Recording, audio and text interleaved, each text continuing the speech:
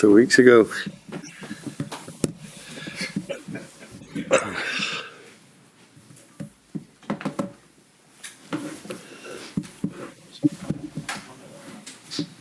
First three. 2 weeks since the last dance. Contracts, particularly given the link with Madrid and Trent at the moment as well. But what's happening as regards Trent's contract, Mo's contract, Virgil Van Dijk's contract at the moment? What is happening is that they were with the national teams. Trent scored a fantastic free kick, like you probably saw. So yeah, same question, same answer. There will always be talks about our players, and it's a good thing that you ask about it. That means that they do really well, because if they would have played badly, let's not say shit this time, then you wouldn't have asked. So it's a good thing that everybody wants their contract to be renewed, because that tells me, and I also see this, that they do really well. But I cannot tell you anything about that at this place. What about the injury situation at the moment? Obviously, it's the first time we've spoken to you since Alisson was ruled out until after the next international break. I take it that's obviously a blow to you, although we expect Keller to come back this weekend. McAllister, did he come through okay? How's Chiesa as well? Alisson is for sure not with us in the upcoming weeks. That's clear.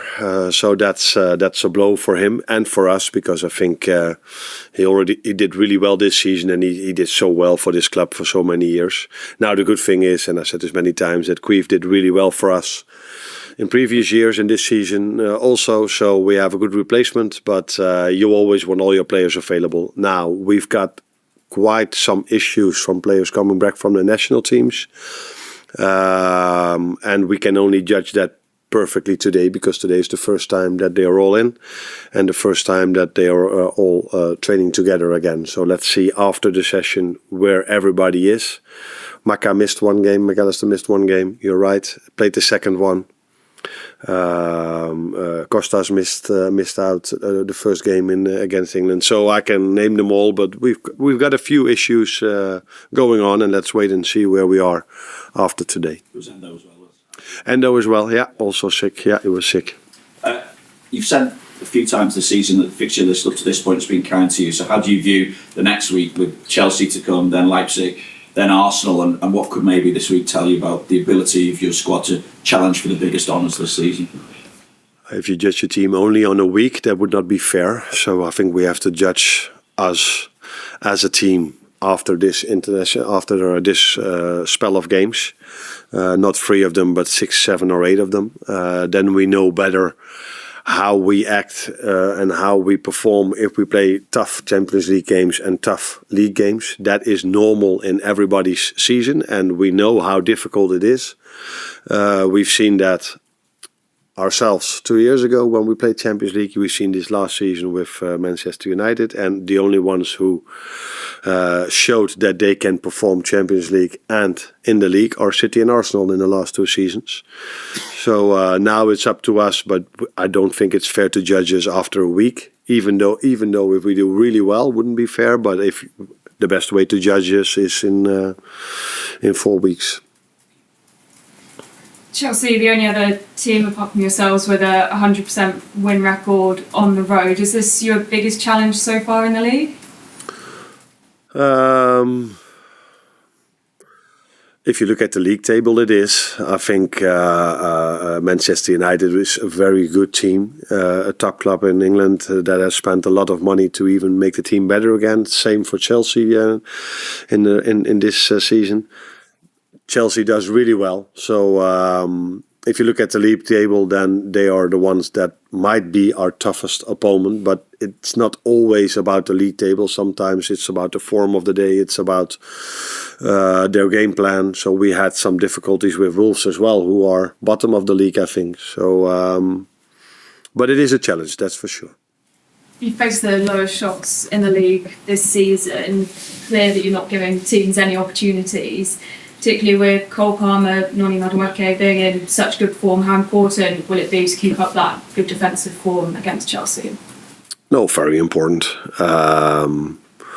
if you want to achieve something in the season, you need to be defensively really stable, and we've been that till now.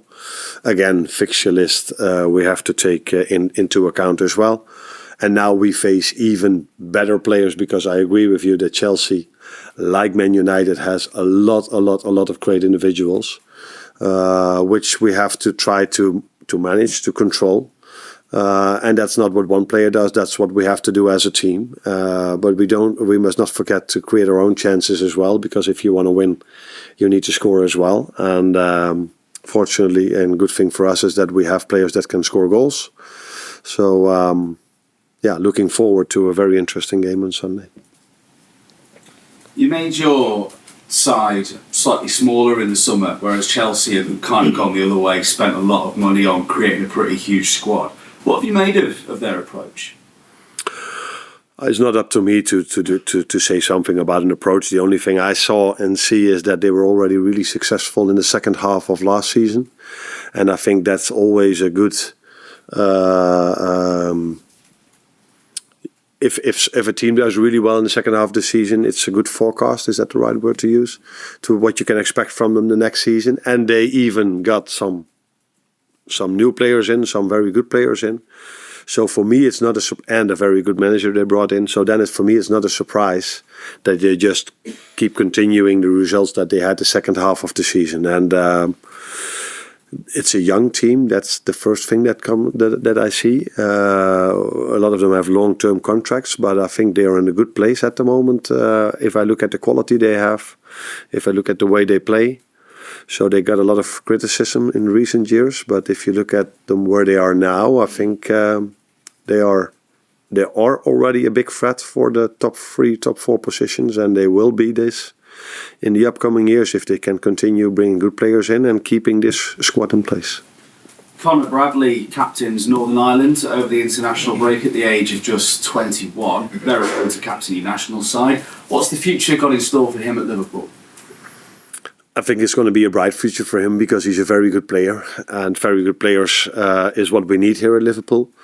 And he's done last season especially really well when he had to replace Trent, and now Trent has played a lot, but he's a very good player.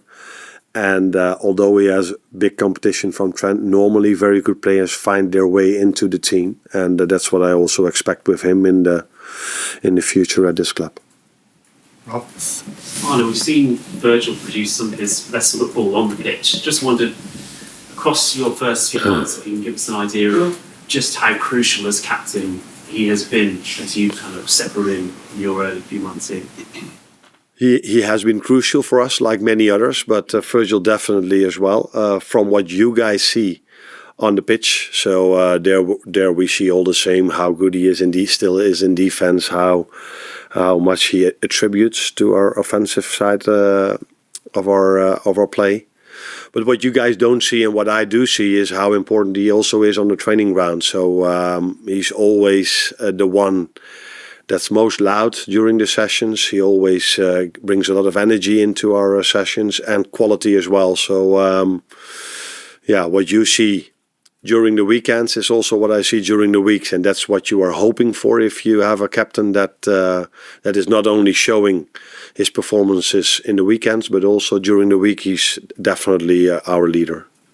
He came back a little bit early this time after being ruled out of that second game for the Netherlands. Were you surprised to see him come in for a bit of criticism for that decision, especially with so much talk about workload and scheduling? I think you referenced that the rest was important to him.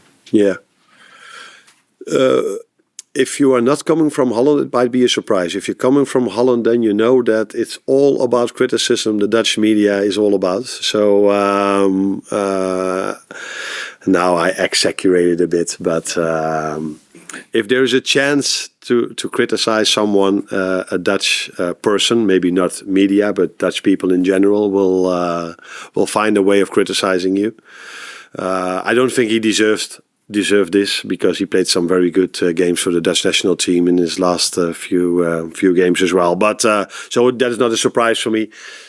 Is it a surprise that he gets criticism? Yes, it is. Maybe not by Dutch media, but in general, I would say that's a surprise, because if you are in this schedule, in this fixture list, it's completely normal that you have a few days off. Some other players in Holland, which you probably don't know, didn't come because they were tired. So how on earth you can criticize a player that has played every game for us and played the Euros? That comes, but yeah, it's Dutch media. Carl? Just to go back on Trent again, he's had another good international break, came back with the Man of the Match award. We all know he's talented, but what to say about him that he can play so well in a position he's never played before? Why he played so well? I cannot give you that answer because I haven't seen the game. I did saw his free kick. But I think a bit similar to what I just said about Conor, good players will always find their way into the team. And they will always find a way of playing well, especially if they have good teammates and play in a good team. And that's what Trent has. The national team of England has a lot of very good players, and Trent is one of them. And if you then play the likes of Finland and Greece, with all due respect, then normally these quality players will play good games. Although they did lose against Greece, but if Trent plays against Finland with the teammates he has, you can play him, I think, in every position, and he will play a good game. I think he's seen as a solution to a lot of problems sometimes with just his ability. He's obviously taken on more responsibility. I mean, how's it been for you with taking on responsibility in the team? For you? He's been very good for us till now. He was and is still important in our attacking part of our game, and I also like the way he's defended till now in the games he played for us. So I think he made a step up in that perspective. So he's. But like for all the others, there's still room for improvement. That's clear. But he's done very well for us this season, and I think he's done really well for the national team as well. Because if I'm correct, from the 4 games he played, he was 3 times man of the match. It's quite a good score. Let's hope that he's going to be man of the match for us once in a while now as well. Although I think Ibu wants to be it, but. Mark? I'm curious as to how you spend your time over this international break. We've spoken quite a few times about the intense period to come, but also you're 10 games into your tenure, and other team analysts and coaches have now got plenty of data to understand the tactics and tendencies of Arne Slot's Liverpool and try to find ways to counteract them. So with that in mind and the period to come, I'm interested, did you want to give yourself a bit of a mental break, a bit of a reset, or have you been hunkered down trying to counteract all the counteraction? I think a bit of both, but it starts off with the first thing you said, take a mental break. That's why I think it's so normal that Virgil didn't stay with the team, but came back. Because at certain moments, managers, but also players need these mental breaks. It's not that it's too hard for us physically, but especially not for me because I'm not playing, but mentally it is sometimes, it asks a lot from you. But I think I came back on Tuesday, back to Liverpool. Yeah, then you start thinking about Chelsea, thinking about Leipzig, thinking about what we have to improve, what other teams can try to come up with. So it's a bit of both. But if I'm back home, I'm quite good in then not thinking about football.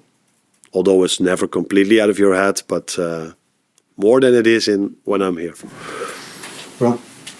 Just on Alisson, he's obviously out for muscle injury. He has one lap season as well, which is a little bit unexpected for a goalkeeper maybe. Is that something that comes down to bad luck, or is the medical department looking into that, into why he's picking up these issues? It's a bit uncommon for goalkeepers. For me, it's common because the goalkeeper I had at Feyenoord also had his issues with injuries and also muscle injuries. But that's not what you see a lot. So these two are more an exception. So we are looking into it. What could be the reason? One of the things we all know is if you had one, then the chances of getting another one always go up. So we've tried to be really careful with him. But maybe it's a good moment also for me to explain one more time, because I think there was a bit of rumor about me saying before the game that I don't mind the 12:30 kickoff. And that is still what I think. So 12:30 kickoff is not a problem because we train at the same time. But what might be, and that's what I said after the game, what might be something to think about for the English FA, if you play on Wednesday evening a Champions League game, then to play on Saturday 12:30 might be a disadvantage when it comes to injuries.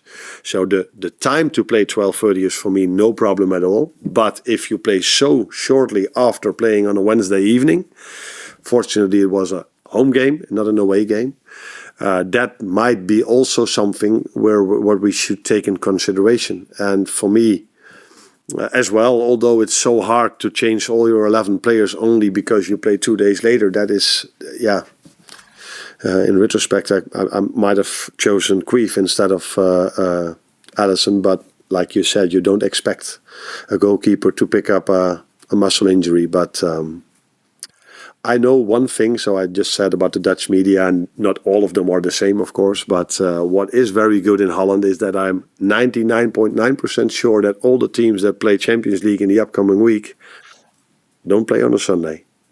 They get extra rest to be the best possible way prepared for the Champions League game. And that is not something is common here in England. You just say you have so many good players. You get your results in Europe no matter what. So we decide the fixture list, and we don't take Champions League into account. Tom? Yeah. Wake up next time. You're welcome.